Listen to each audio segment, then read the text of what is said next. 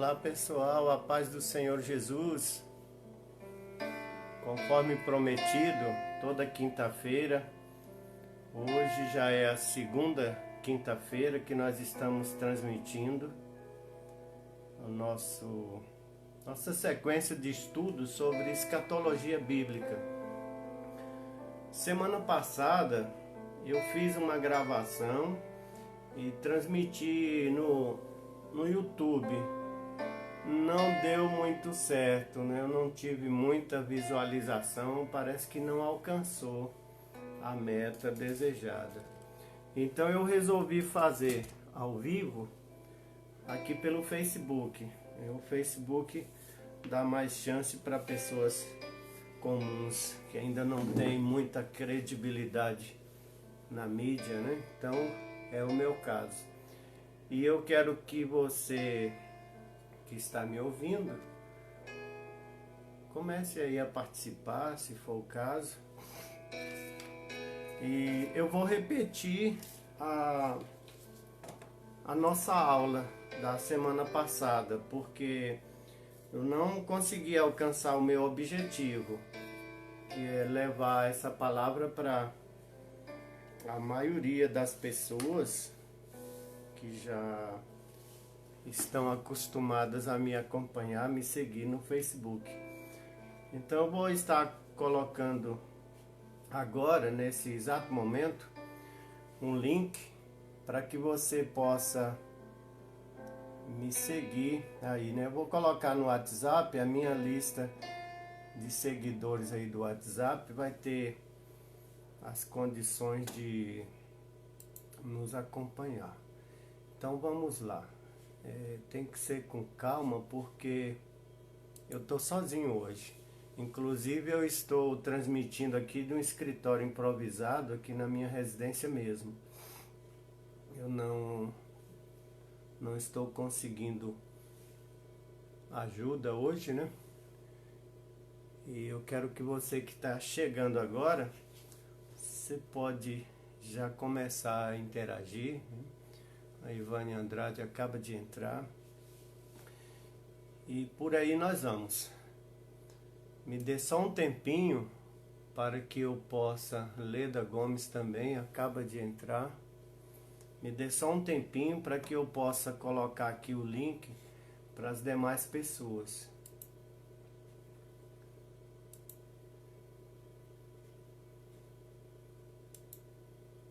Tá? Você me aguarda só um pouquinho. Nós vamos transmitir aqui através do grupo do WhatsApp para que todas as pessoas que têm contato comigo tenham condições. Você vai gostar desse assunto. Você que é leigo vai aprender. E você que é acostumado já com o assunto escatologia bíblica, aí você pode tirar suas dúvidas ou até me ajudar também, mandando alguma sugestão, porque a teologia, ela não é exata, viu? A própria Bíblia não trabalha com exatidão matemática, com cálculos matemáticos, né? Então tá bom, já mandei aqui para o pessoal do WhatsApp, então vamos começar. Na semana passada eu fiz uma gravação e mandei para o YouTube. O YouTube não está contemplando pessoas comuns. Eu tenho poucos seguidores no YouTube, então eu não consigo fazer uma transmissão ao vivo e nem simultânea com o Facebook. Então eu vou começar do zero hoje. Vou passar para vocês um resumo do que foi a aula passada. Mas está lá no YouTube, completa, lá no Pastor Anísio Andrade, no meu canal do YouTube.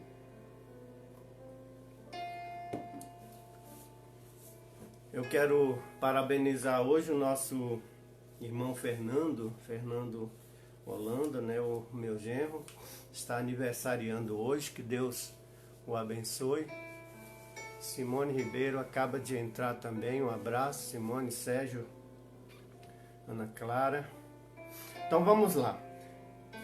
Primeira coisa que eu quero passar para vocês é sobre o que vem a ser teologia. A palavra teologia, ela vem de dois vocábulos gregos, que são skatos e logos,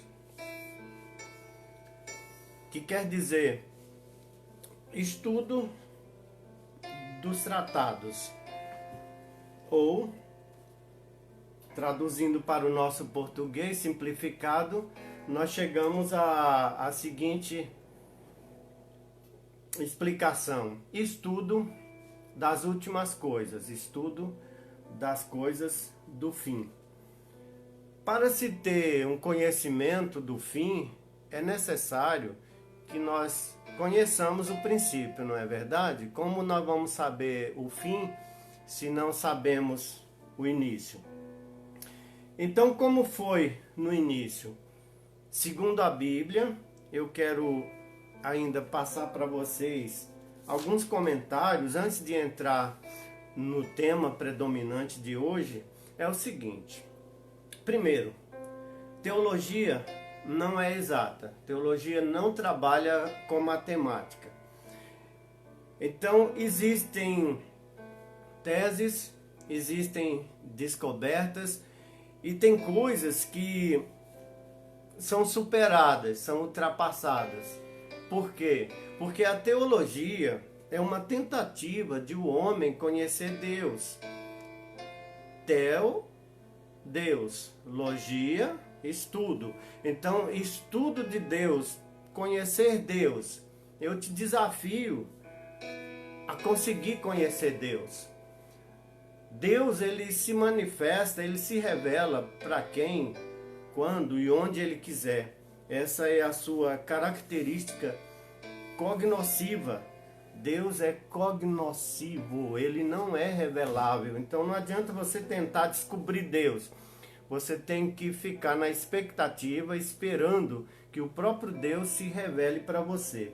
Hoje ficou fácil, ficou simples, porque nós temos a Bíblia, que é a revelação de Deus para todas as pessoas, para toda a humanidade.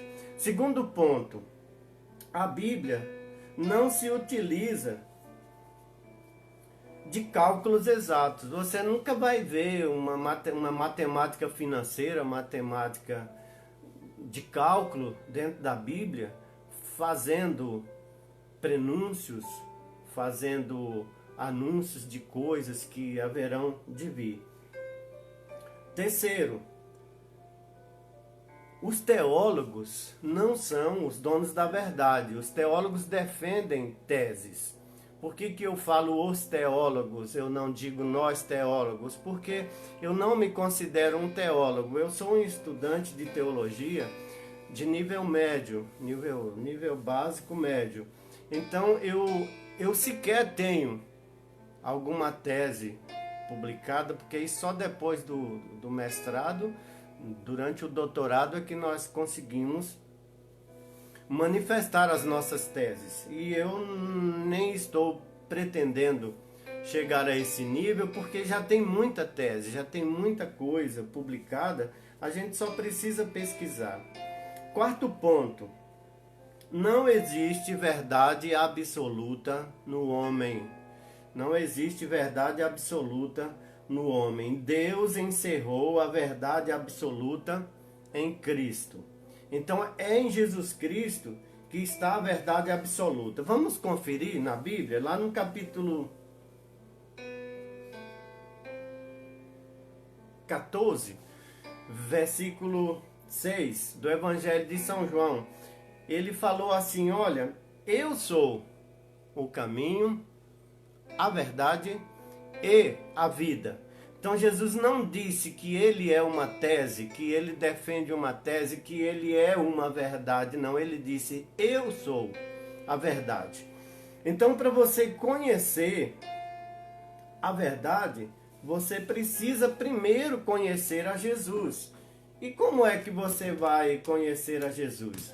Em princípio, através da Bíblia ou com as suas experiências particulares a sós com Ele. Tem muitas pessoas que conseguem ter algumas particularidades com Jesus, alguns momentos de intimidade aonde Jesus lhe mostra coisas, revela coisas. Mas isso você precisa de muita dedicação, de muita santificação. Isso não é por mérito, é pela sua dedicação. É quando você se afasta do pecado, que aí você consegue, se aproximando de Deus, você consegue chegar a Jesus Cristo, que é a verdade absoluta, e conhecer um pouco mais do conteúdo eterno que está encerrado em Jesus.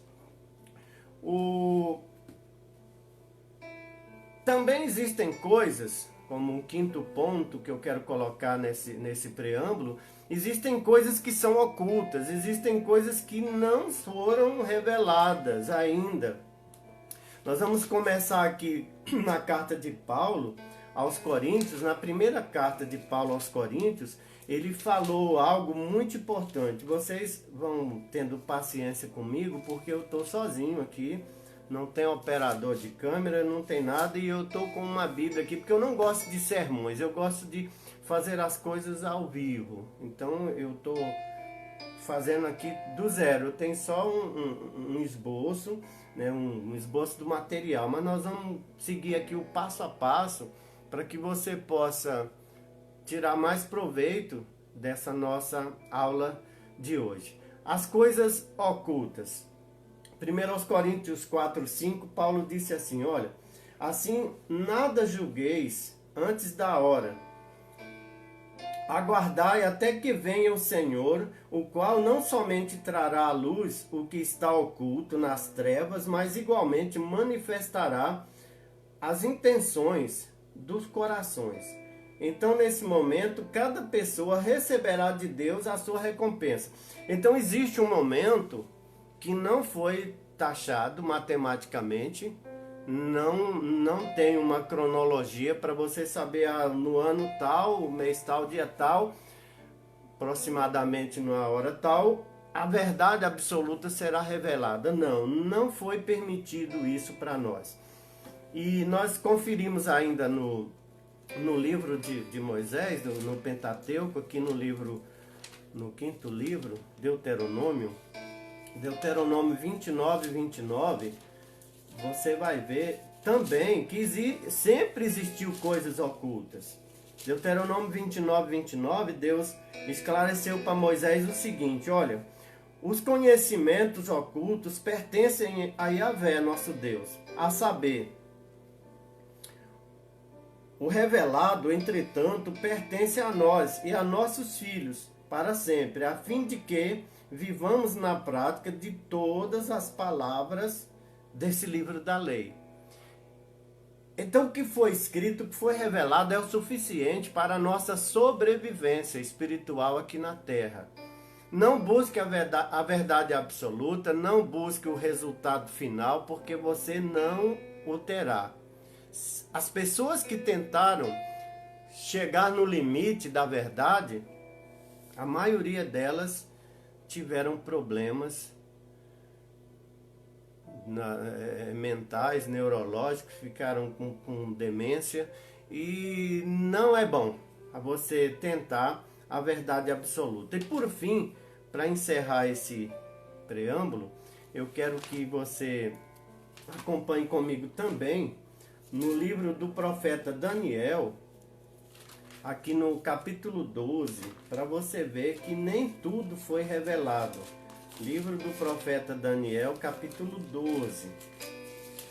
Daniel teve uma visão durante os seus 21 dias de jejum, e o Senhor falou com ele através do seu anjo. O próprio Jesus Cristo apareceu para ele, que é o anjo do Senhor, é Jesus Cristo. E ele até viu como sendo um homem. Ele disse, alguém como um homem, com a semelhança de homem, falou comigo e deu ordens para que Gabriel me esclarecesse a respeito dos pontos. E Gabriel esclareceu só o que era necessário.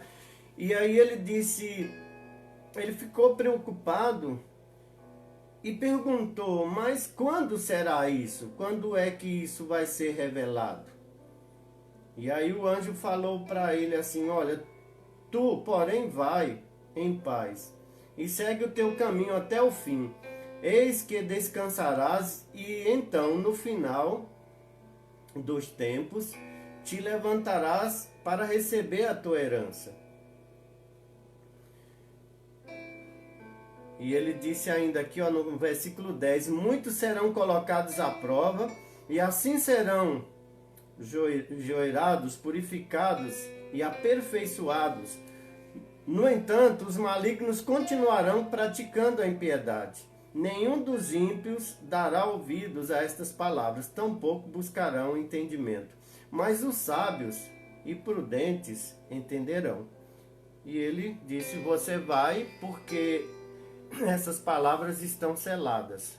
Só os sábios entenderão, e a verdade absoluta só vai ser revelada no final dos tempos.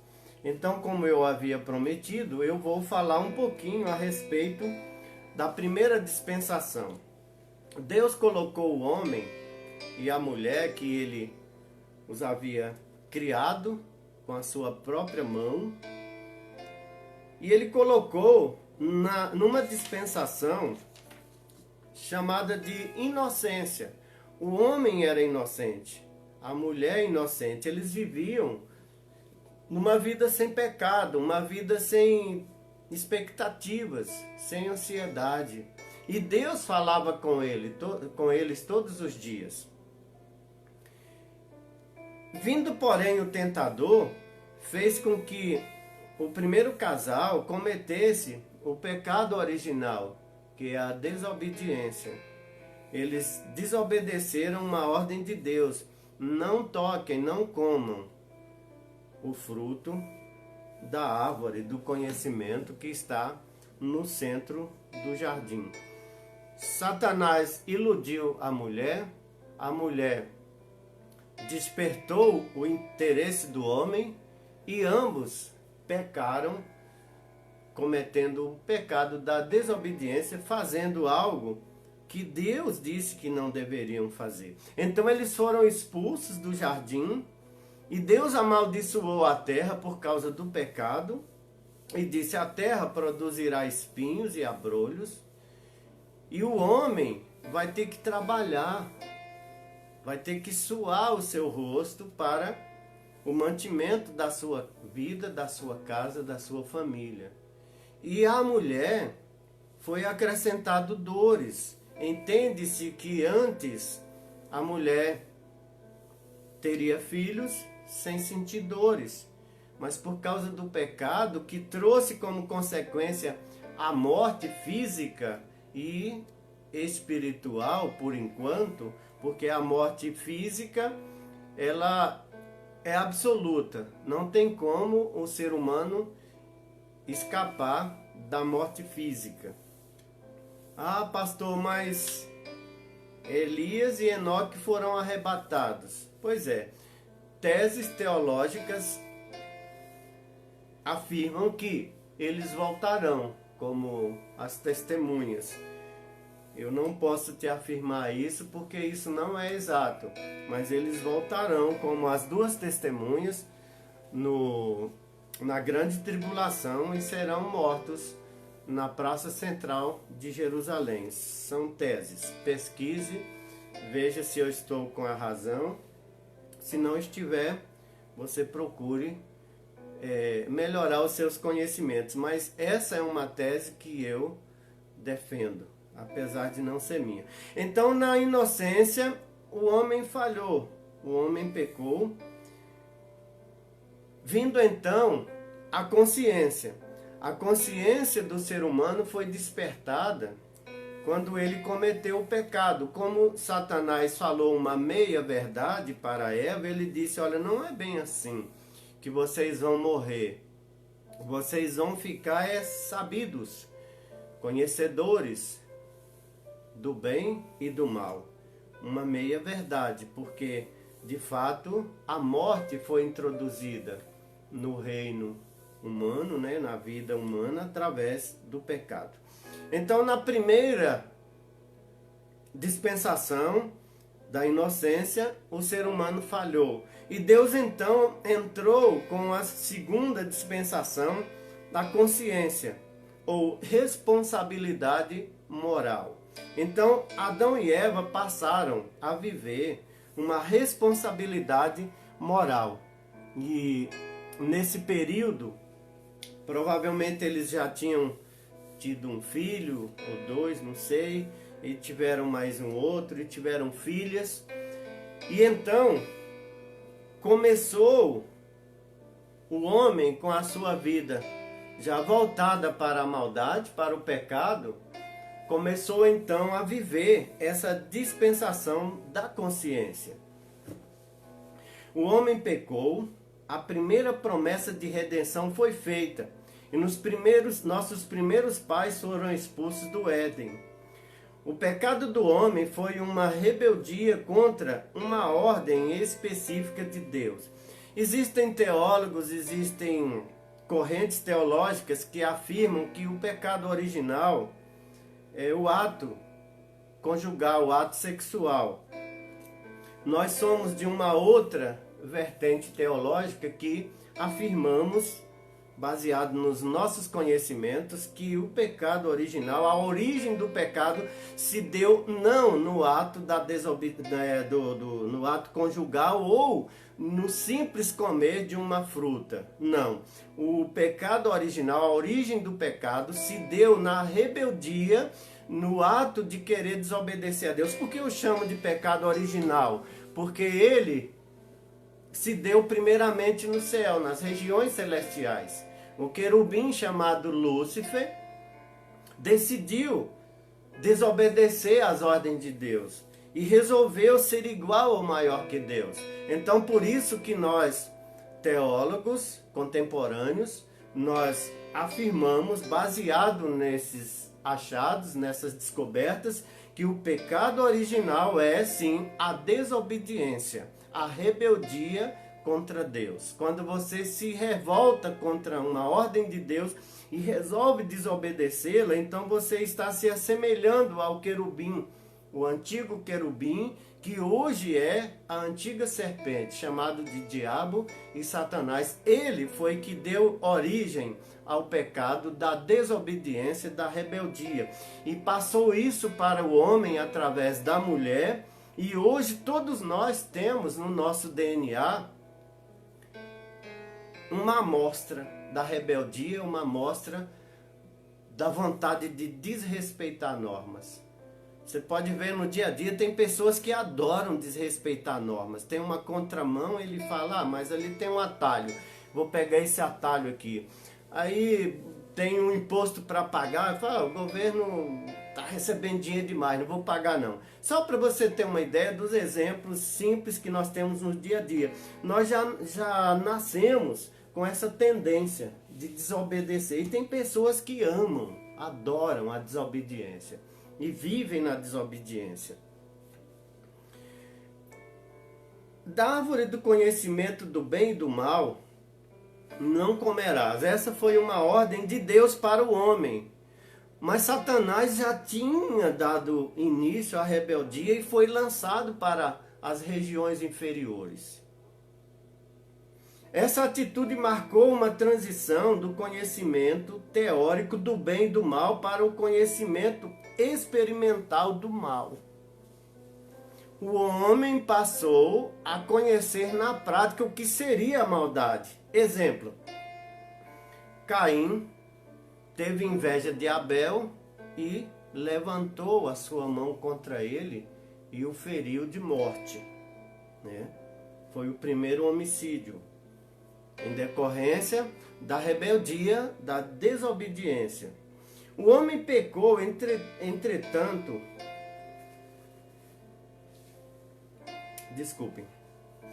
o homem pecou entrando, portanto, no reino da experiência moral pela porta errada, quando poderia tê-lo feito de diversas maneiras, né? Obedecido aos mandamentos de Deus. Assim ele tornou-se igual a Deus através de uma experiência pessoal, no que diz respeito ao bem e o mal, mas também diferente de Deus na questão da escolha do bem. Então o homem foi feito que já era a imagem e a semelhança de Deus. Satanás prometeu a Eva que o homem seria, o ser humano seria igual a Deus, conhecendo o bem e o mal. Mas não foi dado ao ser humano a capacidade absoluta de escolher o bem como Deus a tem.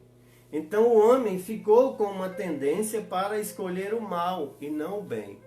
Nós temos que nos esforçar para fazer o bem. Para fazer o mal é muito simples. O próprio apóstolo São Paulo, ele deu um testemunho a respeito disso quando falou assim: olha, o bem que eu quero não consigo fazer, mas o mal que eu não quero estou sempre fazendo.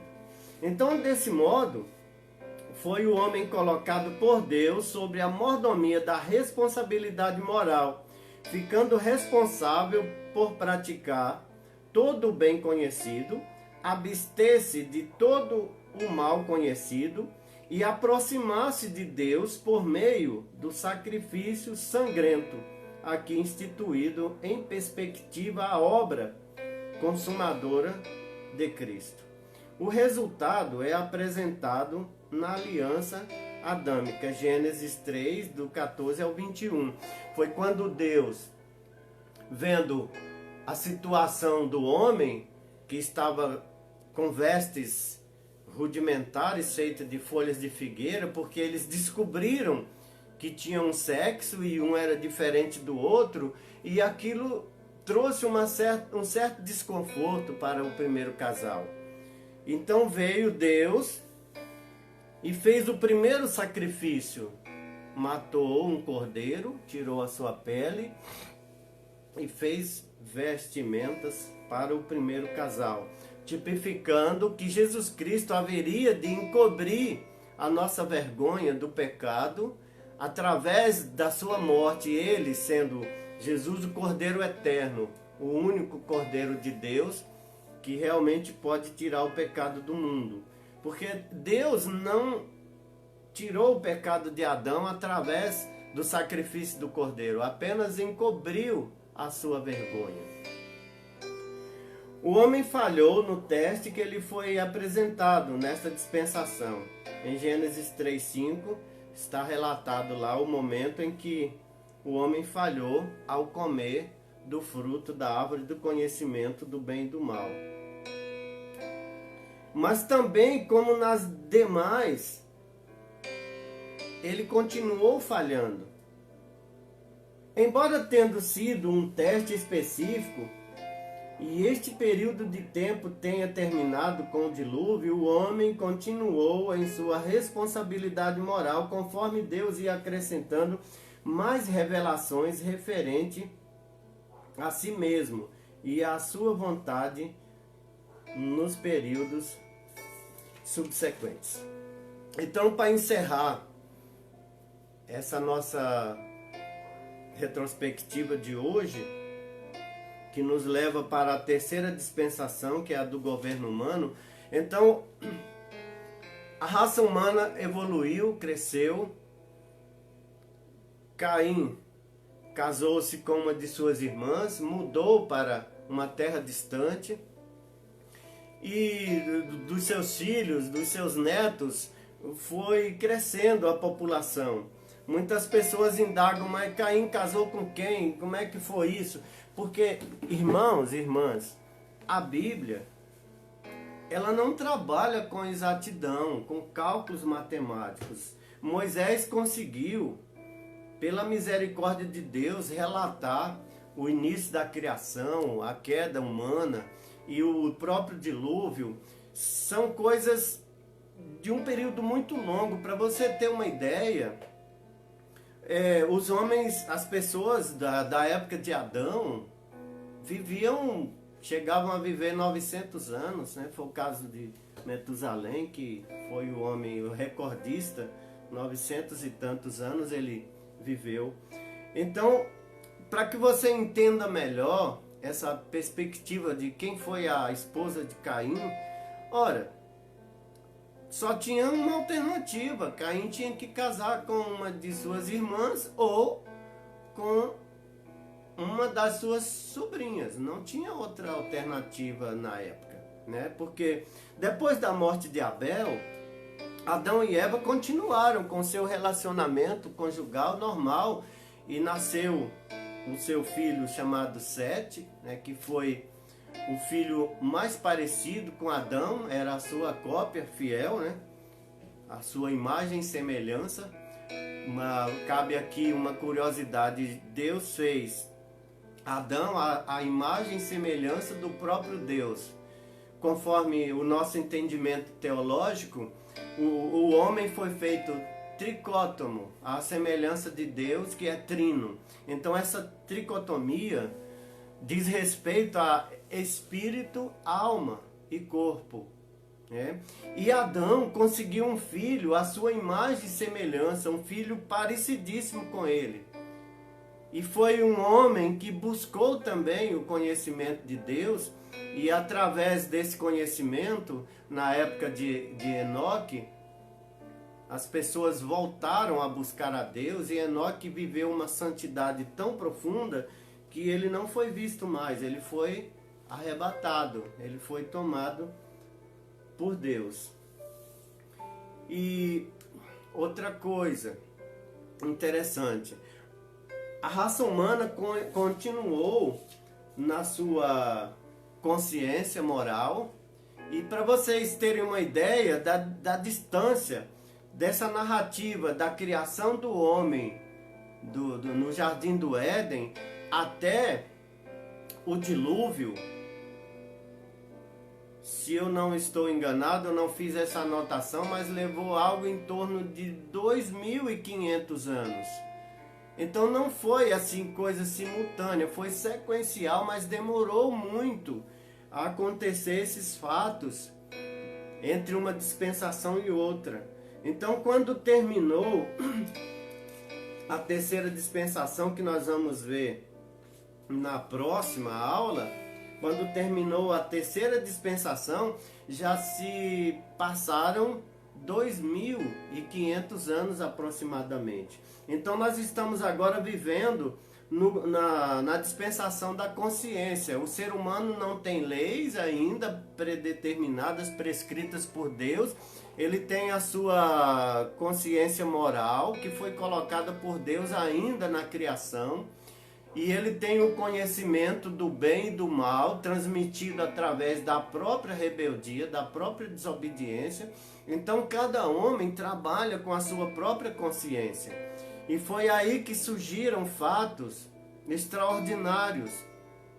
Conforme revela a palavra de Deus, que houve relacionamento dos filhos de Deus com as filhas dos homens. Eu não quero entrar nesse assunto com você porque ele é muito complicado, é muito difícil de se explicar e ele não tem exatidão nenhuma. Quem são os filhos de Deus, quem são as filhas dos homens é fácil, mas os filhos de Deus, existem muitas teses, muita confusão em torno disso, e eu quero deixar você fora disso. O certo é que com esse relacionamento dos filhos de Deus com as filhas dos homens nasceram gigantes, pessoas enormes, 3 metros e tantos, e com uma força excomunal, e pessoas com coração duro, voltados para a maldade, para fazer a maldade. Então chegou um momento que Deus chamou, aproximadamente 2.400 e tantos anos depois, Deus não suportou mais e chamou Noé e disse: Noé, eu não aguento mais o ser humano, o meu coração está doendo, eu estou profundamente entristecido com a situação de eu ter feito o ser humano do pó da terra. E eu vou destruir a humanidade, Noé. Mas eu quero dar uma chance para você, Noé, porque eu encontrei em você um coração puro, um coração reto. Então eu não quero ser injusto com você. Eu vou destruir toda a humanidade e todo ser que está sobre a face da terra. Seres humanos e animais que estão sobre a face da terra. Mas Noé, como eu me agraciei de você, eu gostei de você porque você é justo. Por sua causa também, os seus 3 filhos e a sua esposa não morrerão. E porque eu achei que você é um homem bom, Noé, eu também vou estender essa bondade sua aos animais. Então você pega um casal de cada animal imundo e alguns casais de cada animal limpo, e você vai fazer uma arca, Noé, e você faz, eu vou te dar as medidas agora, anota aí tudo, e depois que você concluir esta arca, eu vou te dar o sinal, você vai chamar todos os animais que eles próprios se dirigirão para ti, e você vai colocá-los na arca, e vocês vão sobreviver a um dilúvio. Mas o restante dos seres humanos e dos seres vivos que estão sobre a terra, que estão no ar, nas árvores, todos perecerão.